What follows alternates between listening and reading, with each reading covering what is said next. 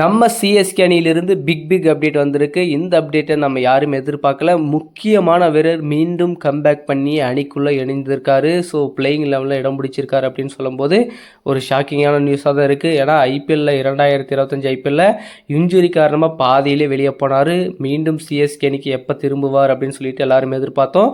அவருக்கு replacement பிளேயரையும் அறிவித்தாங்க. But இருந்தாலுமே இப்போது சிஎஸ்கே அணியில் அதிகாரப்பூர்வமாக தற்பொழுது அவருடைய உடல்நிலை தேறி இருக்கிறனாகவும் அடுத்து இருக்கக்கூடிய 2 போட்டிகளில் கண்டிப்பாக சிஎஸ்கே அணிக்காக உயிரை கொடுத்து விளையாடுவோன்னு சொல்லிட்டு நம்ம முன்னாள் சிஎஸ்கே கேப்டன் ருத்ராஜ் கெய்க்வாட் அவர்கள் மீண்டும் சிஎஸ்கே அணியில் இணைய உள்ளதாக நமக்கு ஒரு தகவல் வெளியாக இருக்குது. ஏன் இணைய உள்ளார் அப்படின்னு பார்த்தோம்னா நிறைய ஃபாரின் பிளேயர்ஸ் எல்லாருமே அவங்க ஊருக்கு போயிட்டாங்க. ஸோ எல்லா டீமுமே இப்போ மிகப்பெரிய ஒரு இக்கட்டான சூழ்நிலை வந்து இருக்காங்க. ஸோ யாரை ப்ளே பண்ண வைக்கிறது என்ன பண்ணுறதுன்னு தெரியாமல் ஒரு நிலைமையில் இருக்காங்க. கம்பல்சரியாக ஃபாரின் பிளேயர்ஸை வந்து ப்ளே பண்ணி வச்சு ஆகணுமா அப்படின்னா கண்டிப்பாக கிடையாது. ஒருத்தர் 2 பேர் ஃபாரின் பிளேயர்ஸ் இருந்தாலே பரவாயில்ல. மற்றபடி இந்தியன் பிளேயர் வச்சு நம்ம ப்ளே பண்ணுறதுக்கான ஆப்ஷன் வந்து இருக்குது. ஸோ அதனால் நம்ம சிஎஸ்கே அணியில் முக்கிய வீரரை மீண்டும் களமிறக்க போகும் சிஎஸ்கே அணி அடுத்த 2 போட்டிகளில் ஜெயிச்சு ஒரு மாசான 2025 ஐபிஎல் சீசனை முடிக்கலாம்னு சொல்லிட்டு முடிவு பண்ணியிருக்காங்க. ஸோ இப்போதைக்கு சிஎஸ்கே ப்ராக்டிஸை தீவிரப்படுத்தியிருக்காங்க. அடுத்த போட்டி வந்து ராஜஸ்தானுக்கும் சிஎஸ்கே அணிக்கும். அந்த போட்டி டெல்லியில் நடக்க போகுது. அதனால் எல்லா வீரர்களும் தற்பொழுது டெல்லிக்கு அரைவல் ஆக போகிறாங்க அப்படின்றது ஒரு கேள்வியாக இருக்குது. ஏன்னா டெல்லி போட்டது தப்புங்க. டெல்லியில் நம்ம சென்னையில் ஆடி இருந்தால் எவ்வளோ சூப்பராக இருந்திருக்கும். கடைசி போட்டி சிஎஸ்கே எல்லாம் என்னென்னமோ நினச்சிருப்பாங்க. ஸோ நம்ம ஹோம் கிரவுண்டில் கண்டிப்பாக அடுத்த போட்டியில் வந்து நிறைய மாற்றங்கள் இருக்க போகுது. ஸோ வந்து கண்டிப்பாக தொடர் தோல்வியை தாண்டி வெற்றிகளை குவிக்க போகிறோம்னு நம்ம எல்லாருமே எதிர்பார்த்தோம். பட் அது நடக்கலை. ஸோ நமக்கு சதி பண்ணிட்டாங்க அப்படின்னு கூட நம்ம சொல்லலாம். ஸோ தோனி அவர்களை வந்து ஓய்வை அறிவிக்க விடாமல் இருக்கிறதுக்காக அந்த போட்டியை வந்து டெல்லிக்கு மாற்றப்பட்டதாகவும் ஒரு தகவல் வெளியே இருக்குது. ஸோ அதனால் இந்த விஷயத்தில் வந்து பிசிசிஐ ஏதோ ஒரு பிளான் பண்ணிட்டு இருக்காங்க அப்படின்றது தெளிவாக தெரிகிறது. ஸோ அதனை தாண்டி நம்ம ருத்ராஜ் கெய்க்வாட் அவர்கள் இன்ஜுரி ஆனார். அந்த இன்ஜுரி எந்த அளவுக்கு இருக்குது அப்படின்றது தெரியல. சிஎஸ்கே கேம்ப்லேயே தான் இருக்கார் இன்னும் வரைக்குமே. ஸோ அவர் எங்கேயுமே வெளியவும் போகலை. சிஎஸ்கேவோட தொடர்ந்து பயணித்து வந்துட்டுருக்காரு. என்னென்ன அப்படின்றது தலை தோனி அவர்களை வந்து நல்லா வெளியே உட்காந்து பார்த்துட்ருக்காரு. அவருடைய கேப்டன்சி எப்படி இருக்குது, அந்த ப்ரெஷர் டைமில் எப்படி ஹேண்டில் பண்ணலாம் அப்படின்னு சொல்லிட்டு எல்லா விஷயங்களையுமே கரெக்டாக வந்து அக்யூரேட்டாக வச்சு பார்த்துட்ருக்காரு. ஸோ அடுத்த சீசனில் மீண்டும் அவர் கம்பேக் பண்ணுவார் அப்படின்றத எதிர்பார்த்துட்டு இருந்தோம். பட் இப்போவே கம்பேக் பண்ணிட்டார் அப்படின்னு கூட நம்ம சொல்லலாம். என்ன தான் கம்பேக் பண்ணாலுமே இந்த சீசன் ஃபுல்லுமே தலை தோனி அவர்கள் தான் கேப்டன்சி பண்ண போகிறாரு. அடுத்த சீசனில் மீண்டும் அவரிடம் வந்து கேப்டன்சி போக போகுது. அடுத்த சீசனில் சிஎஸ்கே 2.0 சிஎஸ்கே அப்படின்னு கூட சொல்லலாம். இளம் அணியை தான் வந்து அடுத்த ஆண்டு நம்ம பார்க்க போகிறோம். அதில் வந்து முக்கியமாக பார்த்தீங்கன்னா தலை தோனி அவர்கள், ரச்சின் ரவீந்திரா யங்ஸ்டர்ஸு, தலை தோனி அவர்கள், அப்புறமா ரவீந்திர ஜடேஜா. ஸோ இந்த மாதிரி சீனியர் வீரர்கள் மட்டும்தான் இருக்க போகிறாங்க. மீதி 7-8 பேர் வந்து யங்ஸ்டர்ஸாக வந்து சிஎஸ்கே அணிக்கு இருக்க போகிறாங்க அப்படின்றது ரொம்ப ரொம்ப ரொம்ப ரொம்ப சந்தோஷமான விஷயம். ஸோ சிஎஸ்கே அணியை பொறுத்த வரைக்கும் அவ்வளோ சீக்கிரம் யங்ஸ்டர்ஸ் எல்லாம் களமிறக்க மாட்டாங்க. ஏதாவது ஒருத்தர் 2 பேர் இருப்பாங்க. அந்த ஒருத்தர் 2 பேர் கூட யங்ஸ்டரா அப்படின்ற தெரியாத அளவுக்கு பிளேயிங் லெவலில் வந்து இருப்பாங்க. பட் இப்போ பார்த்தீங்கன்னா ஒரு 8-9 பேர் பிளேயிங் லெவலில் வந்து சீனியர் பிளேயர்ஸை தாண்டி யங்ஸ்டர்ஸ் வந்து இருக்காங்க அப்படின்னும் போது சிஎஸ்கே எந்த அளவுக்கு அப்டேட் ஆகிருக்காங்க அப்படின்றது நமக்கு கிளியராக வந்து தெரிஞ்சு போச்சு.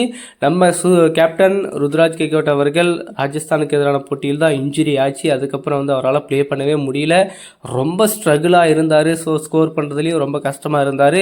ஸோ அதனால தான் உடனடியாக இந்த இன்ஜுரி வந்து ரொம்ப ஹெவியாக ஆகக்கூடாது அப்படின்னா கண்டிப்பாக ஓய்வெடுத்தே ஆக வேண்டிய ஒரு கட்டாயத்தை அவர் இருந்தார். அதனால தான் உடனடியாக இந்த ஐபிஎல் தொடரிலிருந்து விலகிற அப்படின்ற மாதிரி சொல்லிட்டாரு. மேபி அவர் விலகாமல் இருந்திருந்தாருன்னா சிஎஸ்கே அவருடைய நிலைமை இந்த அளவுக்கு இருந்திருக்காது. அடுத்து 2வது பாதையில் தொடர்ந்து வெற்றிகளை வந்து குவிச்சிருப்பாங்க. கண்டிப்பாக அவருடைய பர்ஃபார்மன்ஸ் வந்து சிஎஸ்கேனிக்கு ரொம்ப ரொம்ப ரொம்ப இம்பார்ட்டண்டாக இருந்திருக்கும். அவரை வந்து ஓப்பனிங் ஆட வச்சுட்டு வேறு பிளேயர் வந்து ஒன்றும் ஆட வச்சிருந்தா சிஎஸ்கேவுடைய நிலைமையே இந்நேரத்துக்கு இப்படி இருந்திருக்காதுங்க. வேறு மாதிரி இருந்திருக்கும். பிளே ஆஃபுக்கு போகிறதுக்கான ஒரு சூப்பரான இடத்துல வந்து இருந்திருப்பாங்க. சிஎஸ்கே இந்த தொடரில் வந்து ஸ்டார்டிங்கிலிருந்தே பண்ண தவறு என்னன்னு பார்த்தீங்கன்னா ஓப்பனிங்கை வந்து ருத்ராஜ் கெய்க்வாட் அனுப்பாதது மிகப்பெரிய ஒரு இழப்பாக இருந்துச்சு. டெவன் கான்வேவையும் ருத்ராஜையும் ஓப்பனிங் ஆட வச்சுருந்தாங்கன்னா கண்டிப்பாக பவர் பிளேயில் ஒரு நல்ல ஸ்கோர் எடுத்திருக்கலாம். விக்கெட் விடாமல் நல்ல ஒரு பர்ஃபார்மன்ஸை காட்டியிருக்கலாம். ஸோ அந்த தவறை தான் சிஎஸ்கே அணி எடுத்த மிகப்பெரிய இந்த தொடர்லேயே சிஎஸ்கே எடுத்த ஒரு மிகப்பெரிய ஒரு தோல்வி அப்படின்னு கூட நம்ம சொல்லலாம். ஸோ அதனை தொடர்ந்து சிஎஸ்கே பல ஓப்பனர்ஸை இந்த சீசனில் வந்து பயன்படுத்திட்டாங்க. ஏன் வந்து நம்ம ருத்ராஜை பயன்படுத்தக்கூடாது அப்படின்ற ஒரு எண்ணமே உங்களுக்கு வரல. சிஎஸ்கே அணியில் இணைந்துள்ள ருத்ராஜ் கெய்க்வாட்டை மீண்டும் ஓப்பனராக சிஎஸ்கே அணி பார்த்தாங்கன்னா கண்டிப்பாக செம்மையான ஒரு நாக்கு இருக்க போகுது. ஸோ அதை தான் நம்ம எதிர்பார்த்து காத்துட்ருக்கோம்.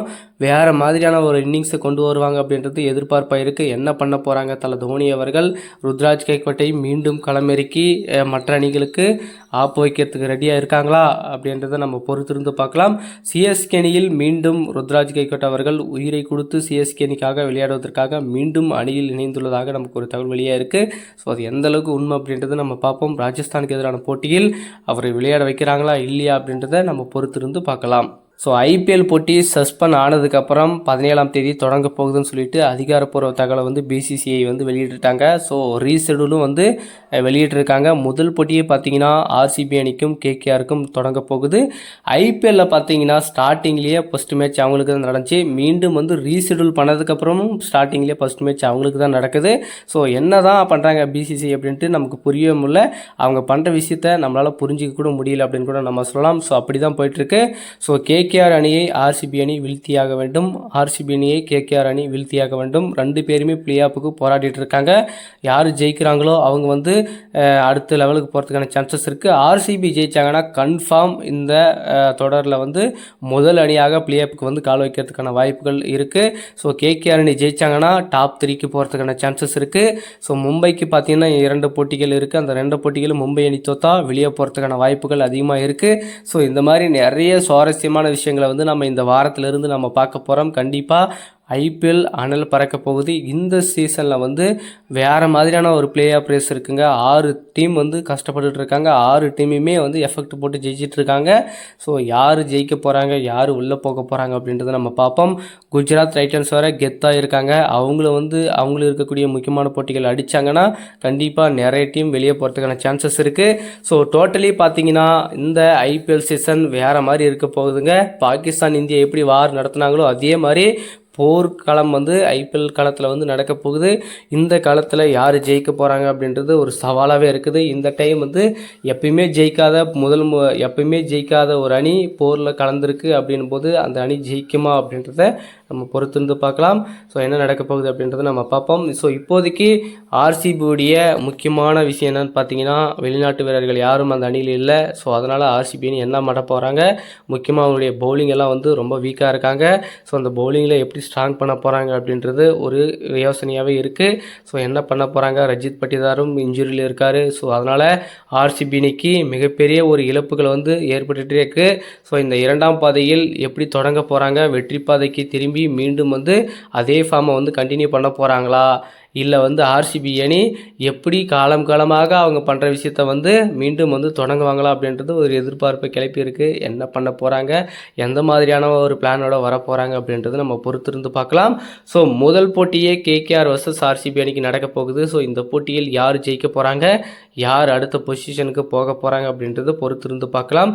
யாருக்கு வெற்றி இருக்குது அப்படின்றத உங்களோட கருத்துக்களை மறக்காமல் கமெண்ட்டில் சொல்லுங்கள்.